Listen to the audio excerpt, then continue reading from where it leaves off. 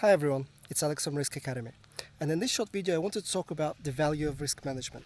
And I'm a big believer in the fact that risk management should generate immediate, tangible and very significant monetary value. Apart from being kind of longer term, better governance, transparency, better regulatory position, stock exchange, favorable overview, analytics favorable overview. Apart from all of those things, I think first and foremost, risk management should save money.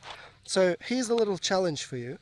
Can you name an area where implementing proper quantitative risk analysis can actually generate almost immediate savings? Can you think of a business process or a decision where the savings from good risk management would be tangible, noticeable, and very significant? Do let me know in the comments below. Thank you, and I'll see you in the next video.